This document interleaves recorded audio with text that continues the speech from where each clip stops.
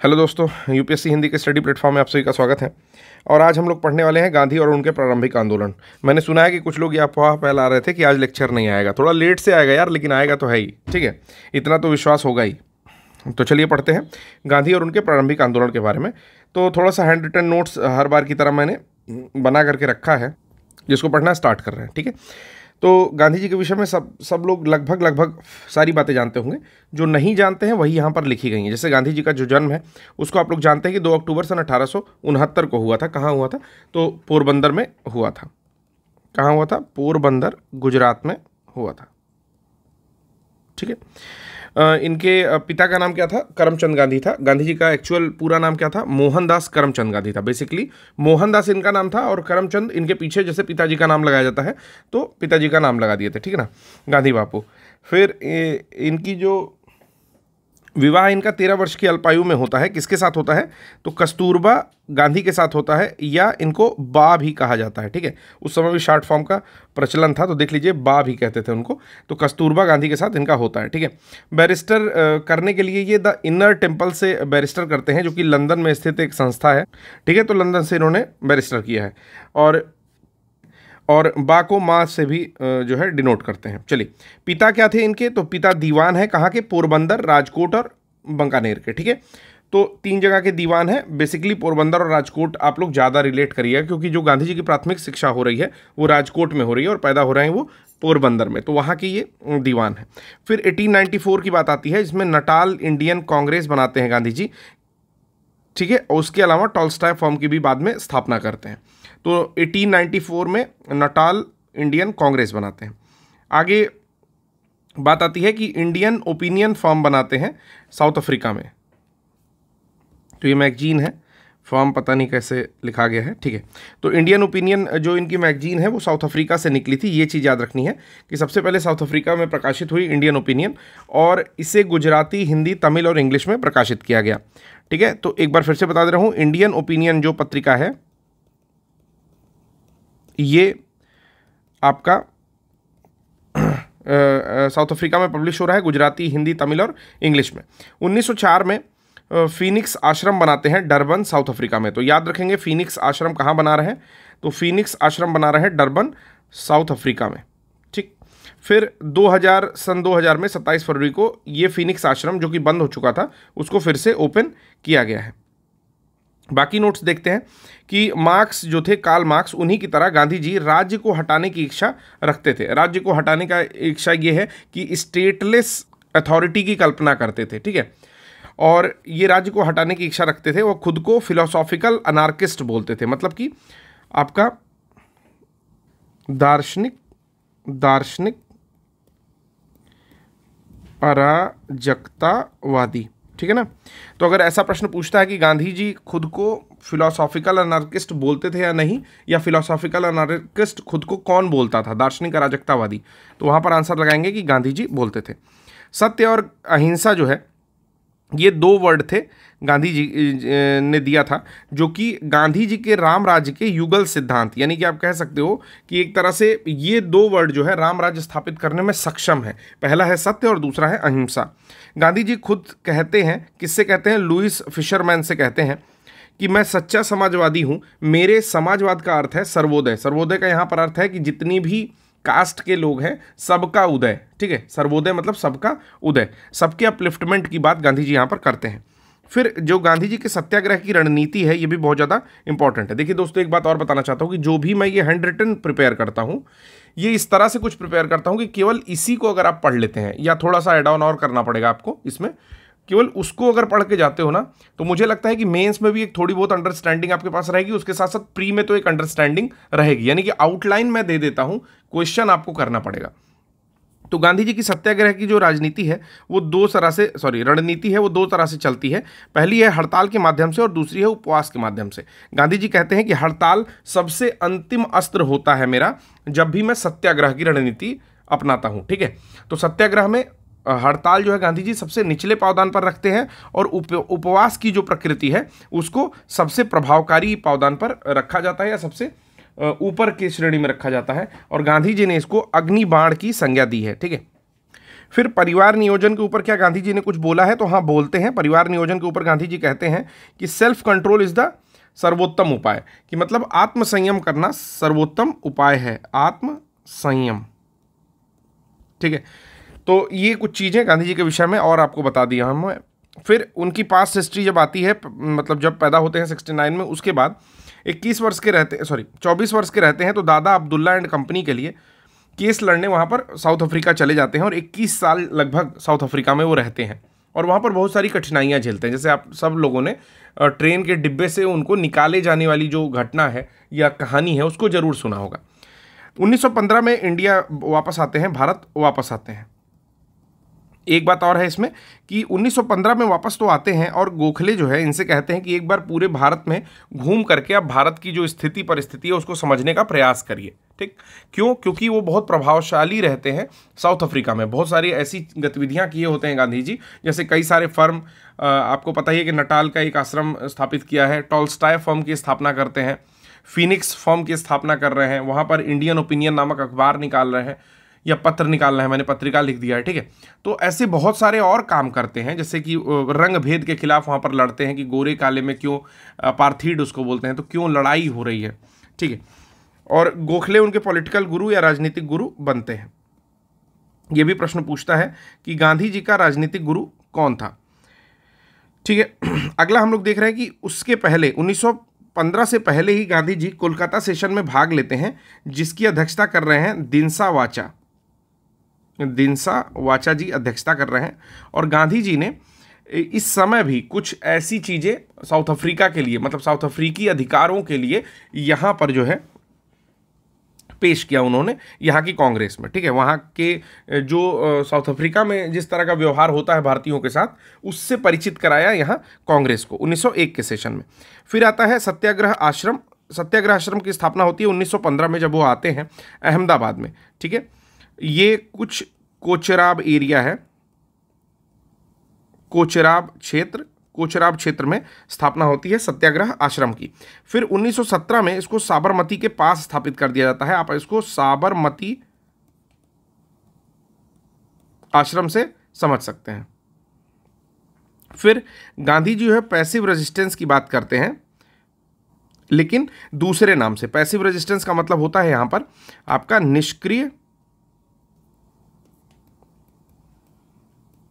प्रतिरोध। तो गांधी जी basically passive resistance की बात तो करते हैं, लेकिन नाम ये नहीं देते हैं। गांधी जी नाम देते हैं सत्याग्रह का।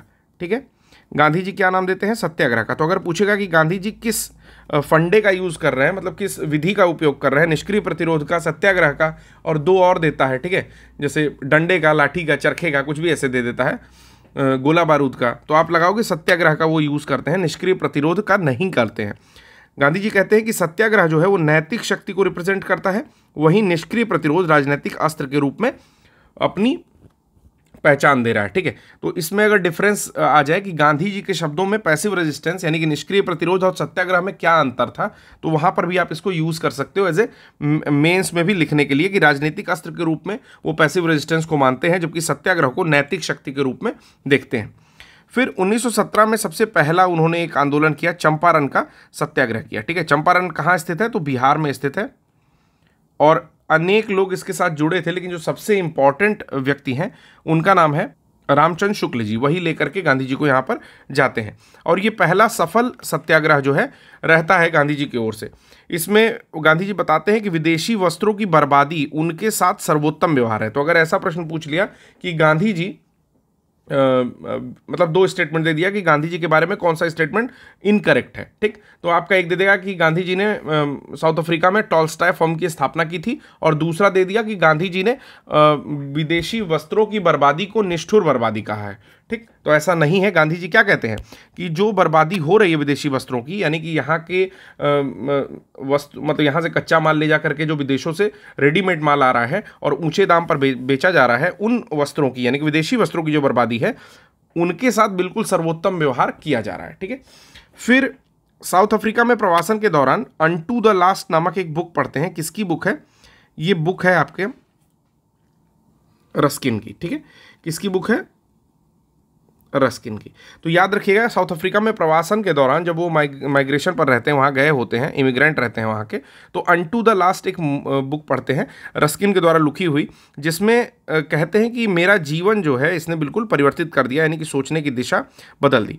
इसी के आधार पर सर्वोदय की अवधारणा आती है, सबका उदय, यानी कि upliftment of all, upliftment of all. अच्छा, एक बात और कहना चाहता हूँ यार, देखो अगर मैं आपसे नहीं ये बात बार बार बोलता हूँ कि लाइक कर दो, कमेंट कर दो, लाइक कर दो, कमेंट कर दो, तो खुद से इतनी सोच होनी चाहिए कि कोई व्यक्ति, आप तो बस मोबाइल चला के बैठ गए क्योंकि आपको 1.5 GB डेटा मिल रहा है खाली रहने के लिए, ठीक है।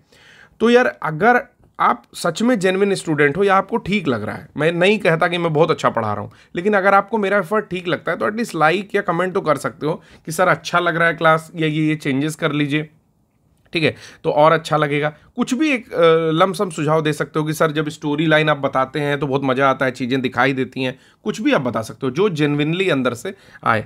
तो पढ़ के मज़ा आता है, पता है, पढ़ के बूस्ट होता हूँ और कुछ करना चाहता हूँ। ये सबके अंदर होता है ना कि जब किसी को अप्रिशिएट करोगे तो वो और अच्छा परफॉर्म करेगा। तो ट्राई टू अप्रिशिएट मी, मतलब मैं जो दे रहा हूँ, डिलीवर कर रहा हूँ, उसको मुझे मत अप्रिशिएट करो, जो डिलीवरी है, जो यहाँ पर डिलीवर कर रहा हूँ, जो दे रहा हूँ, ठीक है, क्लास, उसको जो है थोड़ा सा अप्रिशिएट आप लोग कर सकते हैं अगर अच्छा लग रहा है तो। फिर देखिए, इसमें 3 चीज़ें मैं बताऊंगा, काफ़ी कंसेप्चुअल है। पहला ये है कि अनटू द लास्ट जो बुक है रस्किन की, उससे क्या ये सीख रहे हैं, सर्वोदय की अवधारणा सीख रहे हैं, ठीक है।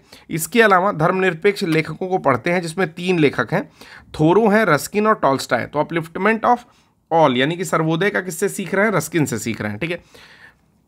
थोरो से क्या प्रेरणा मिल रही है, तो थोरो से प्रेरणा मिल रही है सविनय अवज्ञा आंदोलन की और कर बंदी की, मतलब टैक्स नहीं देना है। तो ये दोनों चीज़ें भी आप लोग इसी तरह से नोट डाउन कर लीजिएगा। वैसे नोट डाउन करने की जरूरत नहीं है, मैं ये नोट्स आपको प्रोवाइड कर दूंगा, ठीक है। 1-2 क्लास के बाद ये नोट्स प्रोवाइड कर दूंगा। PDF मत मांगा करो यार, खुद से मैं प्रोवाइड करता हूँ। आप बस टेलीग्राम चैनल अगर नहीं ज्वाइन किया हो तो थोड़ी समस्या हो सकती है। तो टेलीग्राम चैनल है UPSC हिंदी 4, मतलब 4, ये 4CS, ठीक है। इस नाम से टेलीग्राम सर्च कर लीजिए और अपडेट रहिए, जैसे डेली अपडेट रहिए, ठीक है। तो अपडेट रहेंगे तो सारे के सारे, जितना जैसे पॉलिटी के लेक्चर्स अभी 108 दिन में हो गए हैं, उसके सारे लेक्चर्स की एक लिस्ट बनी हुई है, उसके सारे PDFs की एक लिस्ट बनी हुई है। घटनासार मैंने कल कंप्लीट किया, मतलब आर्थिकी तक का, यानी कि खंड 1 कंप्लीट कर दिया। खंड 2 में समसामयिकी और थोड़ा सा स्टेट वाइज न्यूज़, नियुक्ति और इधर उधर की बकवास चीज़ें बची हैं, थोड़ी सी करा दूंगा उसमें से जो चीज़ें इंपॉर्टेंट है। तो उसका भी प्रॉपर नोट्स दे दिया है, आधे खंड का जो 3 पढ़ाया हूं, और बाकी का भी मैं दे दूंगा अगर हैंड रिटन बनाता हूं तो सारी चीज़ें प्रोवाइड कर दी जाती हैं। बस ये है कि अपडेट रहने की जरूरत है, रोज रोज मांगने से नहीं कोई चीज़ मिलेगी, खुद से आप टेलीग्राम चैनल पे थोड़ा सा अपडेट रहो। चलो ठीक है, तो थोरो से प्रेरणा एक चीज़ और बताना चाहता हूँ कि अच्छे एक्सपीरियंस के लिए लेक्चर 1.25 या 1.5 पर जरूर देखा करिए। तो थोरो से क्या प्रेरणा मिली, सविनय अवज्ञा और करबंदी की प्रेरणा इनको थोरो से मिलती है, ठीक है। वहीं रस्किन से क्या मिलती है, तो मैंने तो एक आपको बता दिया कि रस्किन से क्या प्रेरणा मिलती है। यहां ऊपर मैंने बताया कि सर्वोदय का कंसेप्ट जो है ये आपका रस्किन से मिलता है, ठीक है, ये रस्किन से मिल रहा है। उसके साथ में क्या मिल रहा है, शारीरिक परिश्रम का आदर करना, ये प्रेरणा भी रस्किन से ही मिल रही है। तो ये दोनों कंसेप्ट आपको रस्किन से मिलते हैं, ठीक है। तीसरा है टॉल्स्टॉय से क्या मिला, तो टॉल्स्टॉय से अहिंसक रहने की प्रेरणा मिल रही है और असहयोग करने की प्रेरणा मिल रही है, ठीक है। यानी कि अगर पूछा जाए कि असहयोग आंदोलन की मुख्य प्रेरणा गांधी जी को किससे मिलती है, तो आप लिख सकते हो टॉल्स्टॉय से मिलती है, ठीक। सर्वोदय की मुख्य प्रेरणा किससे मिलती है, तो आप कह दोगे रस्किन से मिलती है। सविनय अवज्ञा आंदोलन की मुख्य प्रेरणा किससे मिलती है, तो थोरो से मिलती है, ठीक है। चलिए, टॉल्स्टॉय का कहना था कि ईश्वर का राज्य तुम्हारे भीतर है, तो इस चीज़ से भी गांधी जी काफ़ी प्रभावित होते हैं, ठीक है, और बेसिकली टॉल्स्टॉय से प्रभावित हो ही रहे। फिर 3 आंदोलन के बारे में जो है हमेशा एग्जामिनेशन में पूछा जाता रहता है, तो तीनों आंदोलन के बारे में देख लेते हैं कि 1917 में चंपारण हो रहा है, 18 में अहमदाबाद और खेड़ा हो रहा है, ठीक है। तो कहाँ पर हो रहा है, तो अहमदाबाद और खेड़ा हो रहा है गुजरात में, और चंपारण हो रहा है बिहार में। देखिए, एक चीज़ और है कि मान लीजिए पढ़ाते पढ़ाते अगर मेरे से कहीं गलती होती है ना, तो उसको जरूर कमेंट बॉक्स में किया करिए, मैं अप्रिशिएट करता हूँ, क्योंकि जब पढ़ाता रहता हूँ तो फिर कुछ चीज़ें इधर हो गई, स्किप हो गई, या गलती से निकल गया कुछ और, ठीक है, और बार बार रिपीट कर रहा हूँ, बिहार की जगह बरार पढ़ रहा हूँ, तो ये सारी चीज़ें होती रहती हैं, ये स्वाभाविक है, ये मैन मेड मिस्टेक्स हैं, इसके बारे में कमेंट करते रहा करिए, ठीक है। अब देखिए हो क्या रहा है, सबका थोड़ा सा ब्रीफ कर दे रहा हूँ कि एक तिनकठिया पद्धति है, तिनकठिया पद्धति के बारे में पूछा जाता है। तो होता क्या था कि जो बिहार के आपके किसान थे, ठीक है, उनको 20 भाग में से 3 भाग पर नील बोना अनिवार्य था, ठीक है। तो इसी पद्धति को कहते हैं तिनकठिया पद्धति। बेसिकली नील जहां भी बोई जाती थी, नील मतलब इंडिगो, वही जो आया नया उजाला टाइप का, पहले वाइट कपड़ों में पड़ता था, अब तो नील का थोड़ा फैशन कम हो गया। तो वो जो है प्राकृतिक रूप से पहले उगाई जाती थी, और जहां भी नील उगती थी दोस्तों, वो भूमि जो है कुछ टाइम के बाद ही, ठीक है, बंजर हो जाती थी। तो इसीलिए किसान काफ़ी परेशान रहते थे, क्योंकि 20 में से 3 भाग नील बो रहे हो, अगर 60 है तो सोचो 9 भाग बो रहे हो, तो कुल मिला के 60 में से 10 हो गया ना, लगभग लगभग। तो कुल मिला के कुछ साल अगर उन्होंने खेती कर दी नील की, तो भूमि हो जाएगी बंजर। तो भूमि जब बंजर हो जाएगी तो बाकी फसलें नहीं उगेंगी, और ये लेंगे आपसे मोटा कर। तो जब उतनी फसल ही नहीं होगी, ठीक है, तो बेच के आप कर कैसे चुकाओगे, और चुका भी दोगे तो अपने पास कुछ नहीं बचेगा, ठीक है। अब इसी के दौरान, किसके दौरान, तो चंपारण के दौरान ही रविन्द्रनाथ टैगोर जो है महात्मा की उपाधि देते हैं, किसको, गांधी जी को। ये पॉइंट काफ़ी इंपॉर्टेंट है, इसलिए इसको नोट डाउन कर दिया यहाँ पर। रिजल्ट क्या होता है कि, एक सेकेंड, रिजल्ट ये होता है कि जो मोटा कर ले चुके हैं अंग्रेज, उसमें से 25% जो है वापस करना पड़ता है, और गांधी जी यहाँ पर सफल हो जाते हैं। क्या होते हैं, गांधी जी सफल हो जाते हैं। तो ये पहला सत्याग्रह है गांधी जी का, और इसमें गांधी जी सफल हो जा रहे हैं। दूसरा है अहमदाबाद मिल स्ट्राइक, सूती मिल की एक फैक्ट्री है, उसमें मिल स्ट्राइक होता है। एक्चुअली होता क्या है कि अंग्रेज जो है पहले ही अनाउंस करते हैं कि 20% बोनस दिया जाएगा, लेकिन कुछ टाइम बाद कहते हैं कि हमने तो कभी कहा ही नहीं, या बोनस देने से इनकार कर देते हैं। सिंपल बात ये है, ठीक है। फिर बाद में क्या होता है कि ये चीज़ें जब चली जाती हैं आपके कोर्ट में, कह सकते हो, तो यहाँ पर 35% बोनस देने की बात पर सहमति बनती है, और यहाँ भी गांधी जी जो है प्रभावकारी काम करते हैं, ठीक है। फिर देखिए मैंने क्या नोट डाउन करके रखा है यहाँ पर, और नोट्स नहीं बना के रखा है दोस्तों, कोई बात नहीं। अब हम लोग सीधे टेक्स्ट पढ़ना स्टार्ट करते हैं। देखिए इससे रिलेटेड मैं एक काम और करूँगा कि आज तो मैं इसमें जो भी थ्योरी पढ़ा पा रहा हूँ आपको पढ़ा दे रहा हूँ, ठीक है, लेकिन इससे रिलेटेड हम लोग क्वेश्चन भी करेंगे, क्योंकि गांधी जी का जो युग है ना, जो गांधी एरा है, उससे क्वेश्चन बहुत पूछे जाते हैं, तो इसके क्वेश्चन भी मैं आपको करा दूंगा कल। चलिए गांधी जी के बारे में जो जो चीज़ें इंपॉर्टेंट है उसको फिर से देखते चलते हैं बारी बारी। आइए, पहला ये है कि जन्म कब हुआ, इस बारे में कभी कोई पूछता है, तो 2 अक्टूबर 1869 को हुआ। कहाँ पर हुआ, गुजरात के पोरबंदर में। शिक्षा कहाँ हुई, तो राजकोट में हुई। 13 वर्ष के थे तो कस्तूरबा गांधी से इनकी शादी हुई। बैरिस्टर कहाँ से किया, तो लंदन से किया। उसमें भी कहाँ से, तो द इनर टेम्पल से प्रशिक्षण लिया। करमचंद गांधी इनके पिताजी हैं, जो कि पोरबंदर और वंकानेर, उसके साथ साथ राजकोट के दीवान है। ये चीज़ याद रखनी है, ठीक है। इनका उपनाम क्या है, काबा गांधी भी इनका उपनाम है। गांधी जी दक्षिण अफ्रीका में 1894 में नटाल इंडियन कांग्रेस की स्थापना कर रहे हैं, और दक्षिण अफ्रीका से वापस जाने के कितने वर्ष बाद आते हैं, तो 21 वर्ष बाद आते हैं। तो जब इतना लंबा उनका कार्यकाल है, तो वहाँ पर दक्षिण अफ्रीकी लोगों के लिए और भारतीयों के लिए काफ़ी लंबा आंदोलन करते हैं, और उसमें कई बार वहाँ पर जेल जाते हैं। अपने सहयोगियों की सहायता से टॉलस्टॉय फर्म की स्थापना कर रहे हैं। आपको पता है कि टॉलस्टॉय जिसे काफ़ी प्रभावित है, ठीक है, और फिर उसी फर्म में रहने लगते हैं। दक्षिण अफ्रीका में उन्होंने इंडियन ओपिनियन नामक अखबार निकाला, ठीक है। मैंने पत्रिका बोला था, उसको मैगजीन या उसको आप न्यूज़पेपर समझ लीजिएगा। ये किस किस भाषा में निकाला गया, तो गुजराती, हिंदी, तमिल और अंग्रेजी में प्रकाशित किया गया, ठीक है। क्यों प्रकाशित किया गया, तो देखिए जो जो भाषाएं हैं ना, उससे ये समझ में आ रहा है कि कौन कौन वहाँ पर रहते रहे होंगे, कि गुजराती लोग रह ही रहे हैं, उसके साथ साथ तमिल लोग भी रह रहे हैं, और हिंदी भाषी रह रहे हैं, ठीक है। फिर गांधी जी फीनिक्स आश्रम की स्थापना कर रहे हैं डरबन, दक्षिण अफ्रीका में 1904 में, ठीक है। फिर ये हमारा नोट्स आ रहा है 2-3-4 पेज का। इसमें मैं देखूंगा क्वेश्चन अगर ऐड करने वाले होंगे तो मैं ऐड करके नोट्स और बढ़ा दूंगा, ठीक है। आज ज़्यादा टाइम नहीं मिला तो मैंने नोट्स थोड़े से कम बनाए दोस्तों। फिनिक्स आश्रम को कब स्टार्ट किया गया, अभी 27 फरवरी 2000 को दोबारा खोल दिया गया। फिनिक्स आश्रम जो है महात्मा गांधी द्वारा स्थापित पहला आश्रम था। तो कभी कभी प्रश्न ये भी पूछता है कि पहला कौन सा आश्रम जो कि महात्मा गांधी ने स्टार्ट किया, तो उसका नाम था फिनिक्स आश्रम, ठीक है। इनके विचारों में आदर्शवाद की बजाय व्यवहारिक आदर्शवाद पर जोर दिया जाता है, यानी कि गांधी जी आदर्शवादी नहीं थे, ठीक है। और किसी को भी, मैं आज भी कहता हूं कि किसी को भी आदर्शवाद का पालन नहीं करना चाहिए, क्योंकि आदर्शवाद एक्चुअली ना एग्जिस्ट नहीं करता है। कहीं ना कहीं ह्यूमन एरर होती है, लूप होल्स मिलते हैं। तो आप व्यवहारिक आदर्शवाद को फॉलो करो। सपोज करो कि किसी बड़े ऑफिस में आप गए, वहाँ पर आपसे व्यवहारिक आदर्शवाद की जगह आदर्शवादी बातें हो रही हैं, तो उसका मतलब एक ही होता है कि कोई आपसे अंडर द टेबल कुछ लेना चाह रहा है, ठीक है।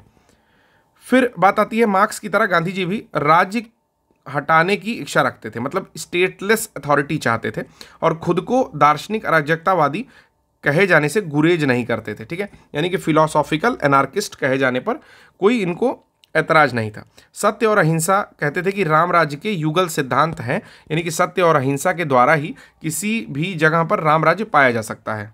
गांधी जी ने और क्या किया कि सत्य और अहिंसा जो है उसको अपने स्वप्नों के नवीन समाज का आधार बनाया। ठीक है, तो एक बार फिर से ये स्टेटमेंट देख लीजिए कि उन्होंने सत्य और अहिंसा को अपने स्वप्नों के नवीन समाज का आधार बनाया, यानी कि यही मूलभूत तत्व थे जिनसे ये नवीन समाज की स्थापना करना चाहते थे या इनके गुणों को डालना चाहते थे। ठीक है, गांधी जी खुद को एक सच्चा समाजवादी भी कहते हैं। किससे कहते हैं? तो लुई फिशर से कहते हैं कि मैं एक सच्चा समाजवादी हूँ, मेरे लिए समाजवाद का अर्थ है सर्वोदय।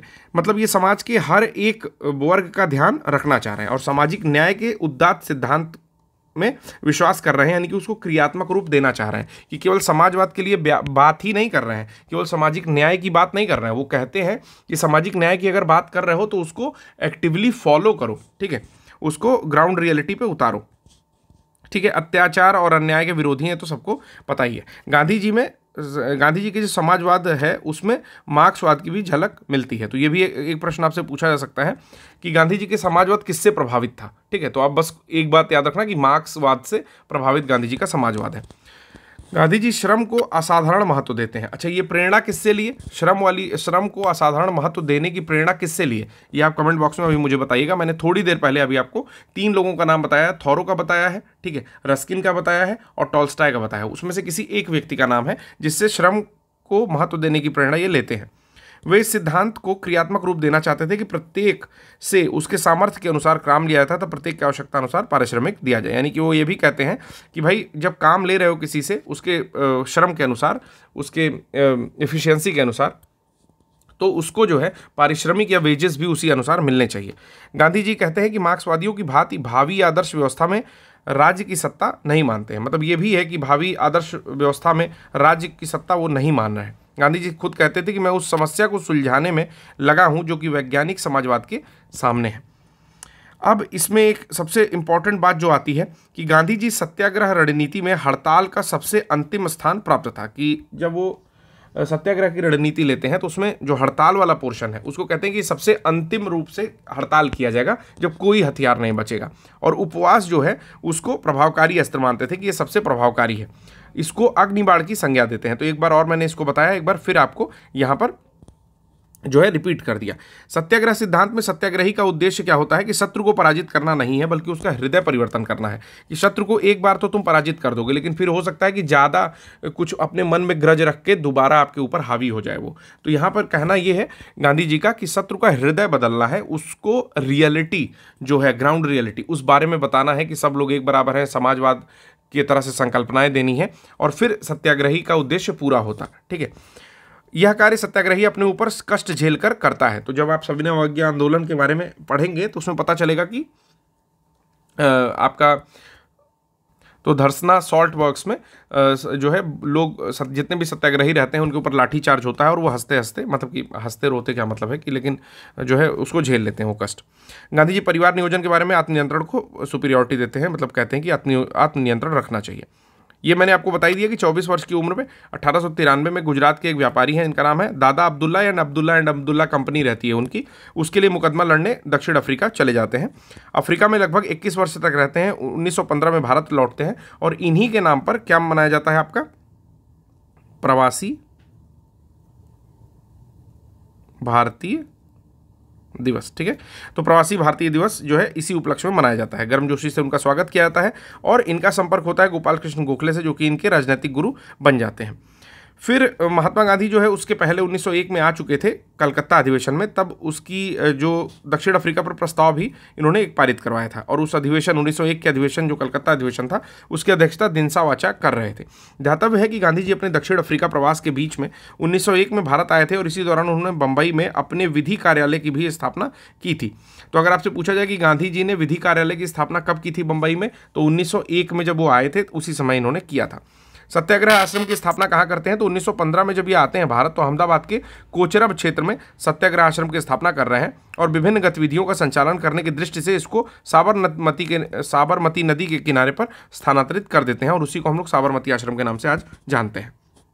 गांधी जी राजनीति को सामाजिक उत्थान और जन कल्याण के लिए सक्रियता समझते थे। ठीक है, और सर्वाधिक महत्वपूर्ण सुझाव ये था कि राजनीति के क्षेत्र में सत्ता के विकेंद्रीकरण किया जाए। ये देखिए, ये बहुत इंपॉर्टेंट है। देखिए गांधी जी का एक और काम क्या था, गांधी जी कहते थे कि लोकल सेल्फ गवर्नमेंट होनी चाहिए, मतलब जो सबसे नीचा तबका है ना, वहां पर अपनी सरकार जो है होनी चाहिए, जैसे प्रधान हम लोग चुनते हैं, ठीक है। तो उस तरह का लोकल सेल्फ गवर्नमेंट के ये पक्षधर थे, इसीलिए सत्ता के विकेंद्रीकरण की बात करते हैं। इससे केंद्रीकरण का मतलब ये है कि केवल एक प्रधानमंत्री होगा या राष्ट्रपति होगा और कोई नहीं होगा नीचे तक, ठीक है। लेकिन जब विकेंद्रीकरण कर दोगे सत्ता, तो यानी कि सबके हाथ में थोड़ी थोड़ी पावर दी जाएगी। फिर विकेंद्रीकरण, देखिए नीचे लिखा भी हुआ है कि उनका तात्पर्य था कि ग्राम पंचायतों को अपने गांवों का प्रबंध और प्रशासन करने के लिए सक्रिय रखा जाए, ठीक है। फिर आता है वे स्टेटलेस सोसाइटी की स्थापना में विश्वास रखते थे।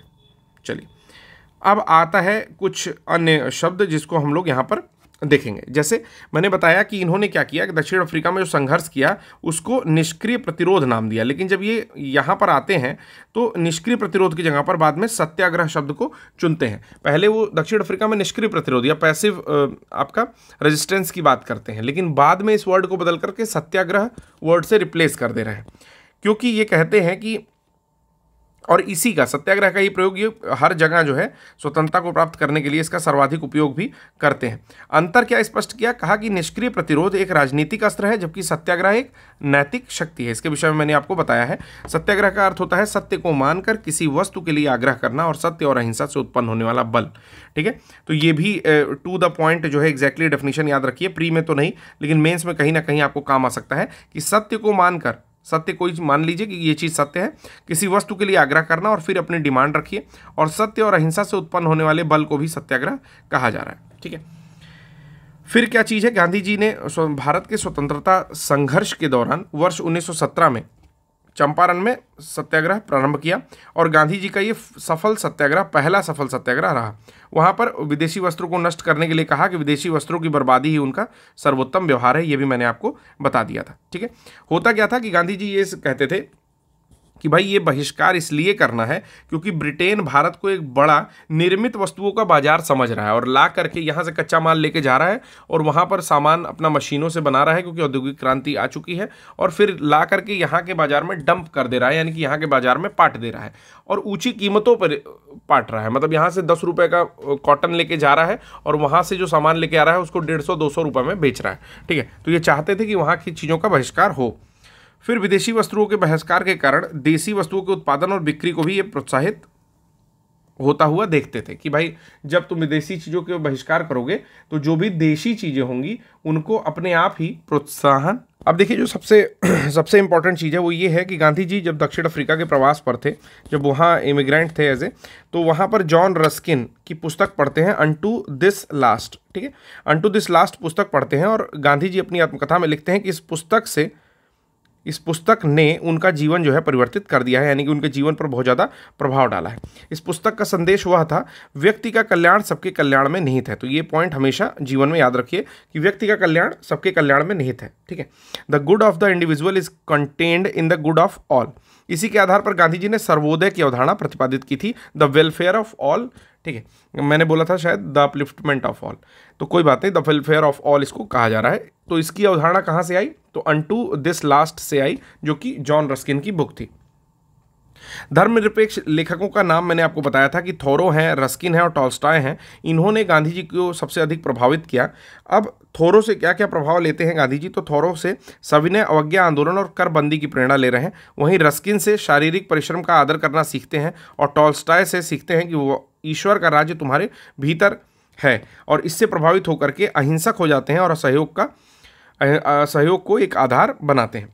फिर गांधी जी जाति विहीन अछूतों की दशा में सुधार के लिए कठोर संघर्ष करते हैं। मतलब गांधी जी देखिए, एक तो समाजवाद में बिलीव कर रहे हैं, जाति पात नहीं मानते हैं, तो जाति विहीन जो भी अछूत हैं उनकी दशा में सुधार के लिए कठोर संघर्ष करते हैं। और गांधी जी कहते हैं कि हरिजन सेवा मेरा जीवन श्वास है, इसीलिए इसके बिना मैं एक क्षण भी जिंदा नहीं रह सकता। अब देखिए ये स्टेटमेंट डायरेक्टली अगर पूछ ली जाए पीसीएस के एग्जामिनेशन में या आरओ में, ठीक है, तो फिर आपको याद होना ही होना चाहिए। तो एक बार और मैं स्टेटमेंट पढ़ दे रहा हूँ इसीलिए कि हरिजन सेवा मेरा जीवन श्वास है, इसीलिए इसके बिना मैं एक क्षण भी जिंदा नहीं रह सकता। इंग्लिश वाले भी सुन लेते हैं इसको। तो Gandhi ji used to say that Harijan service is my life breath, therefore I can not live even for moment without it, ठीक है, ऐसा कुछ ये स्टेटमेंट देते हैं। 1917-18 में तीन संघर्ष होता है गांधी जी का। पहला चंपारण बिहार में होता है, अहमदाबाद और खेड़ा दोनों गुजरात में होता है। तो तीनों की स्टोरी लगभग मैंने आपको सुनाई है, फिर भी मैं एक बारी टेक्स्ट पढ़ के आपको सुना दे रहा हूँ कि चंपारण और खेड़ा आंदोलन किसानों का आंदोलन है।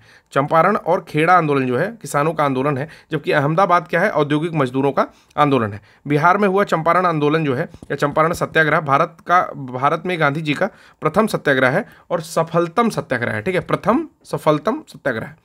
19वीं शताब्दी के आरंभ में क्या होता है कि गोरे बागान मालिक यानी कि जो भी इंग्लिशमैन रहते हैं, अंग्रेज रहते हैं, वो चंपारण के किसानों से एक अनुबंध के आधार पर ये निश्चित करा लेते हैं कि अपनी जमीन के 3/20वें भाग पर नील की खेती करना अनिवार्य है।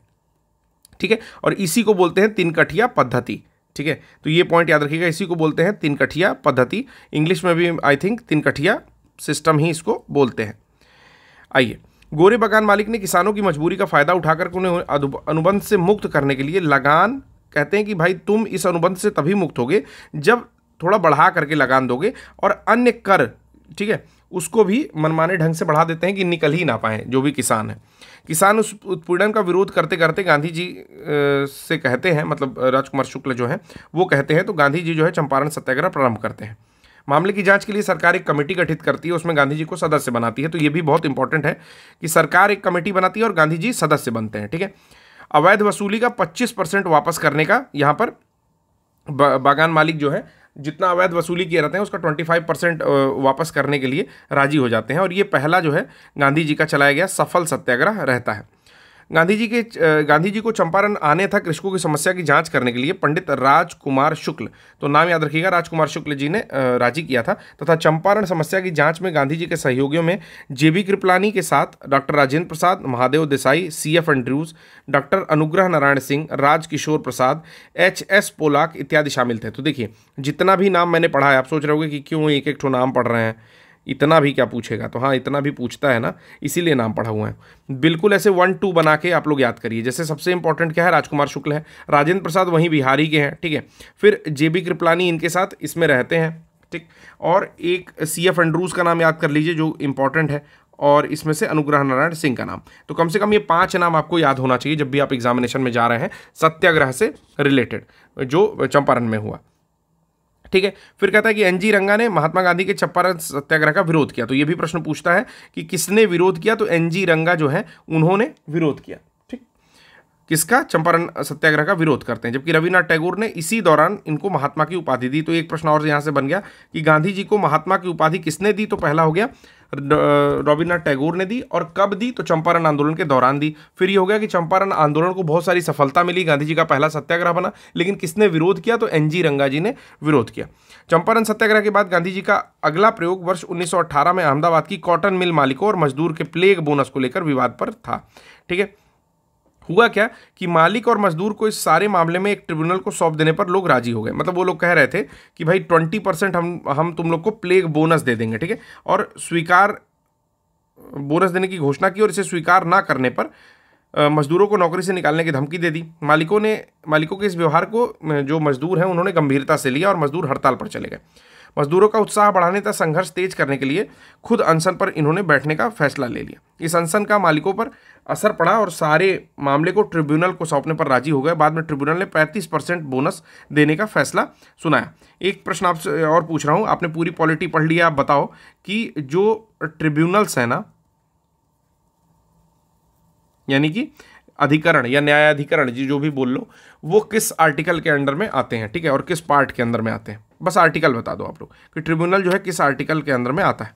फिर 1918 में गुजरात के खेड़ा में किसानों की फसल नष्ट हो जाने के बाद भी सरकार उनसे लगान में छूट नहीं दे रही थी और भू राजस्व उगाही स्थगित नहीं कर रही थी। तो वहाँ पर भी महात्मा गांधी ने किसानों के पक्ष में सत्याग्रह जो है संगठित किया। महात्मा गांधी को, अच्छा वहाँ पर अब ये चीज़ें खत्म हो गई, खेड़ा वाली चीज़ें खत्म हो गई, ठीक है, अब ये चीज़ यहाँ पर खत्म हो रही है। उसके बाद स्टार्ट हो रहा है कि महात्मा, अब रैंडम थोड़े से फैक्ट स्टार्ट हो रहे हैं, तो देख लेते हैं क्या क्या रैंडम फैक्ट है। जैसे राष्ट्रपिता किसने कहा, तो सुभाष चंद्र बोस ने कहा गांधी जी को सर्वप्रथम। कब कहा, तो आज़ाद हिंद रेडियो पर कहा 1944 में जुलाई के महीने में। और जब गांधी जी को संबोधित कर रहे थे तो बोले कि भारत की स्वाधीनता का आखिरी युद्ध शुरू हो चुका है। राष्ट्रपिता, भारत की मुक्ति के इस पवित्र युद्ध में हम आपका आशीर्वाद और शुभकामनाएं चाहते हैं। तो कहीं ना कहीं बोस तो इज्जत कर रहे हैं गांधी जी की, ठीक है। हाँ, हालांकि गांधी जी भी करते ही थे, ठीक है। तो आज़ाद हिंद रेडियो पर बोलते हुए सबसे पहले इन्होंने क्या कहा, राष्ट्रपिता के रूप में संबोधित किया। इसको मैं थोड़ा सा हाईलाइट कर दे रहा हूँ, नोट्स मिलेगा तो समझ में आएगा। नोआखली काल में प्यारेलाल महात्मा गांधी के सचिव थे। उनकी बहन सुशीला नैयर गांधी जी की व्यक्तिगत चिकित्सक थी।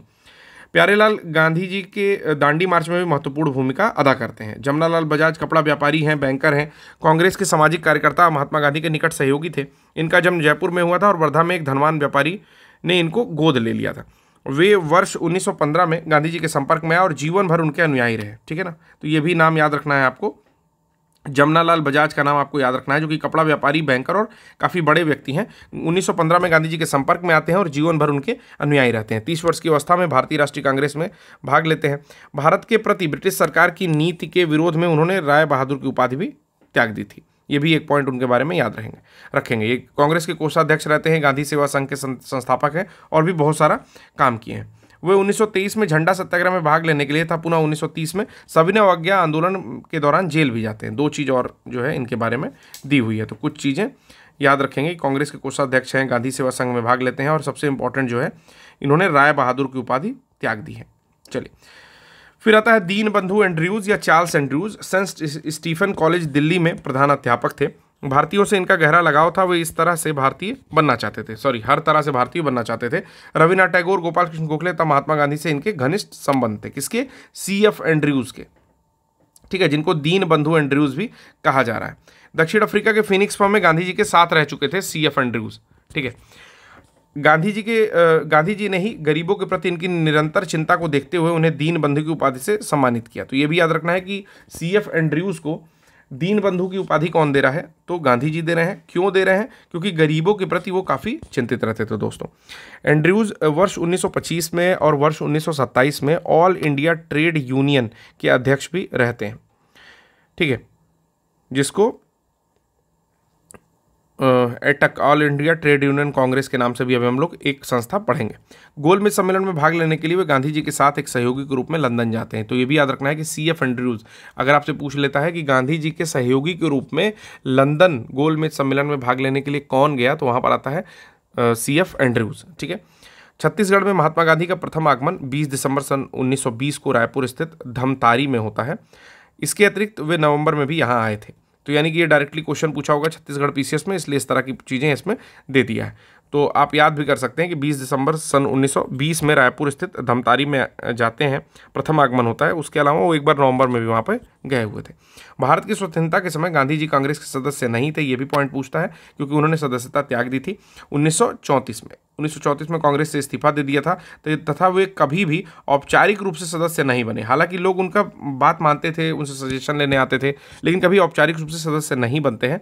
तथापि राजनीतिक परिदृश्यों पर उनका शक्तिशाली मार्गदर्शी प्रभाव छाया रहा।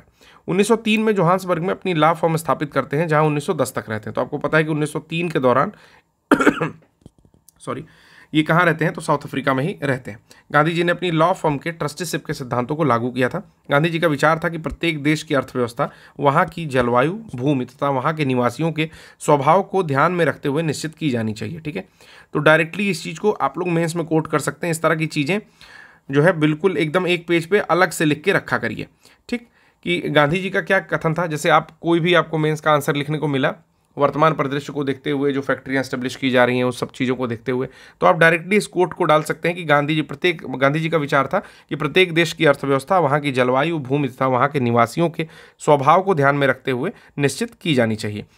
इसकी अर्थनीति सभी तरह के शोषण का विरोध करती है, चाहे वह शोषण देश के भीतर एक वर्ग द्वारा दूसरे वर्ग का ही हो, ठीक है। अब गांधी जी एक चीज़ और कहते हैं कि भाई सबको जो है स्वदेशी उद्योगों का पुनरुद्धार हो, ठीक, जिससे कि सबको पर्याप्त भोजन मिल सके और भूख से पीड़ित ना हो कोई भी, ठीक है, और एक ऐसा वातावरण मिले जिसमें श्रम और कार्य हो सके।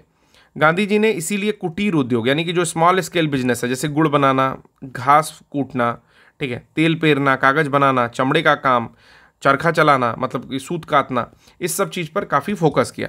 इससे गांधी जी का मानना था कि गरीबों और शोषितों का आर्थिक और सामाजिक सुधार हो जाएगा।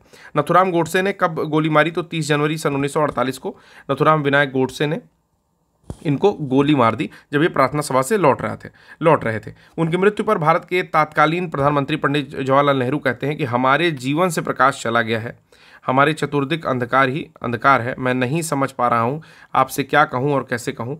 राष्ट्रपिता जिन्हें हम प्यार से बापू कहते थे हमारे बीच नहीं रहे। ठीक है, तो देखिए एक थोड़ा सा इसमें लेक्चर भी दे दे रहा हूँ कि देखो यार, ये कहना बहुत आसान है कि गांधी क्या किए, गांधिया क्या किया, कुछ भी लोग बोलते हैं, ठीक है, लेकिन आप सोचो कि क्या अपने जीवन में आप क्या कर रहे हो? क्या आप उतना त्याग करके एक देश के लिए, अपने देश के लिए इस तरह की चीज़ें कर सकते हो कि नहीं कर सकते हो? अगर कर सकते हो तो फिर कंपैरिजन करो, नहीं कर सकते हो तो इज्जत करना सीखो। ठीक है, हालांकि देखो पर्सनल लेवल पे कहीं ना कहीं लोग बात करते हैं, थोड़ा क्रिटिसाइज करते हैं, लेकिन ये नहीं कि अब पब्लिक चैनल्स पर जो है आप कमेंट करो। और अब तो एक और बिल लाने वाली है सरकार, इस तरह के अगर कमेंट्स करेंगे लोग तो फंस जाएंगे। ठीक है, तो चलिए आज के लिए बस इतना ही, धन्यवाद।